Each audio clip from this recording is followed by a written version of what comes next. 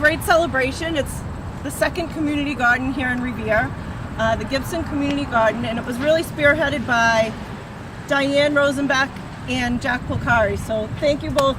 A huge round of applause for them just to get it started.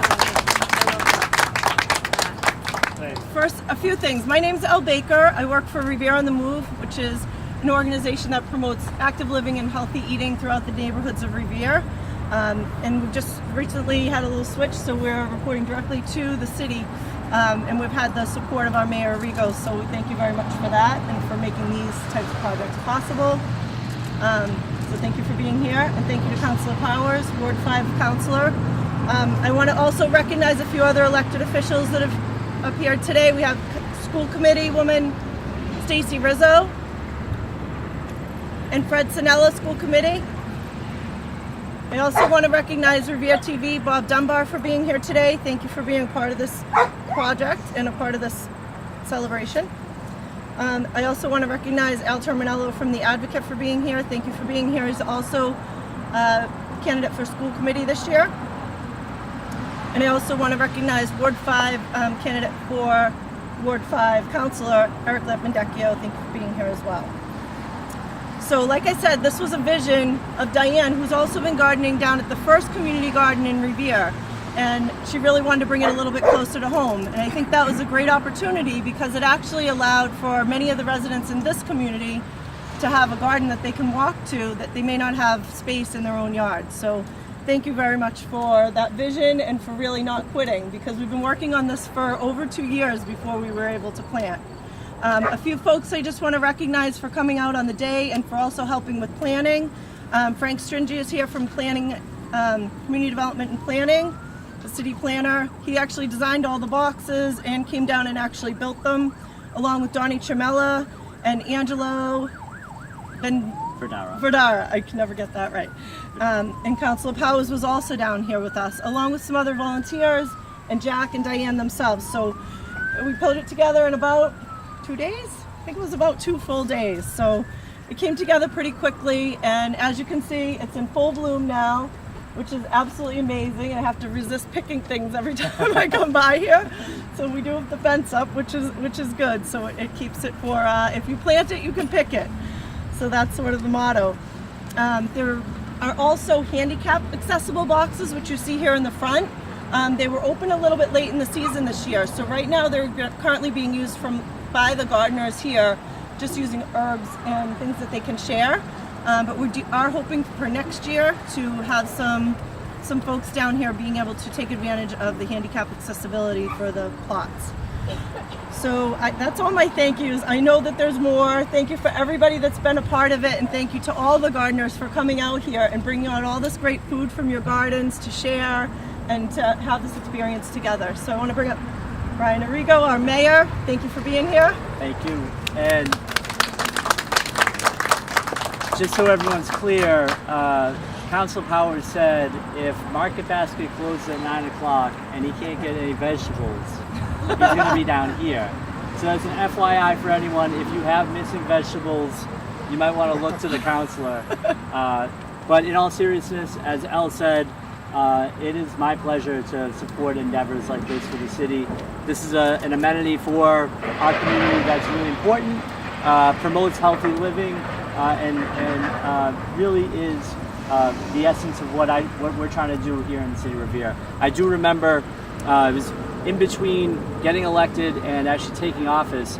I was at Starbucks on the Linway, and Elle was having a conversation with Jack and Diane, and they were pitching really hard on this project and making sure that I knew it was on my radar. And so I want to thank them for all their hard work, and Elle for all her great work in making this a reality. This is a beautiful, not only a beautiful garden, but such a great hidden gem in our community. So I hope you all enjoy it. I look forward to having some of the great food, and thank you for coming out tonight. Thank you. Now, Ward 5 Councilor John Powers, thank you for being here and for all your support. The vegetable bandit. Yeah. Vegetable bandit. They might believe that, you know. Well, good evening, everyone. First of all, I want to thank Elle Baker, Diane, and Jack for the tremendous job they've done here. This is far exceeds certainly my expectations. I was down here with one of my colleagues, former colleagues who passed away, Bob Hass, and I'd like to mention that he was involved in this also, and it was just a great job. And you know, this is what Brian Arrigo, your mayor, is all about. Bringing communities together, community involvement, making the city a better place to live in for all of us. He don't tell you those things, but I'll tell you. This coming Friday, we're going down to Wonderland, and they're going to start the finish of the demolition of that whole property down there, and getting it ready, getting rid of an eyesore first of all, and getting it ready to bring in some good development down there that will help the ratepayers in this city and make our community just a little better place to live in.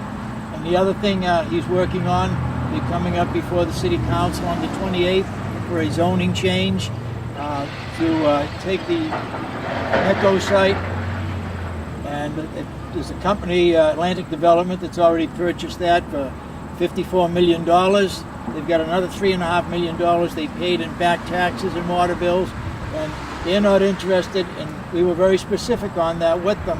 No housing, no apartments, no condominiums, and to my surprise, they had the same thing on their mind. They're looking to bring in robotics and high tech.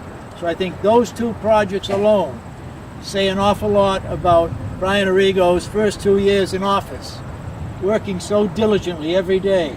I always thought when he got elected I'd be able to get into the office every day, but he's got all kinds of good developers in there looking to bring good projects into the city. So I want to compliment him for that. And again to Elle Baker and Jack and Diane, what a tremendous job you've done here, and it's probably the best community garden in the city from what I've seen. So once again, thank you, and thank you all for coming out here tonight. Thank you, Councilor Powers. So just to wrap it up, I also want to say again, thank you to Mayor Arrigo for continuing support for projects like this. This project was actually funded by the Community Development Block Grant funding.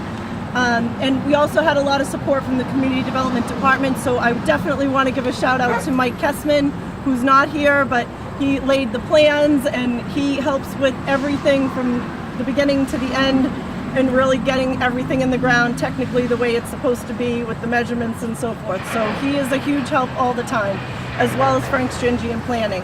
And I also want to give a shout out to Dimple Rana. She's the department head for community healthy community initiatives where I work. I get tongue twisted on that. And also to Julie DeMauro, who's the active living coordinator in my department. Thank you guys for being here to support the project.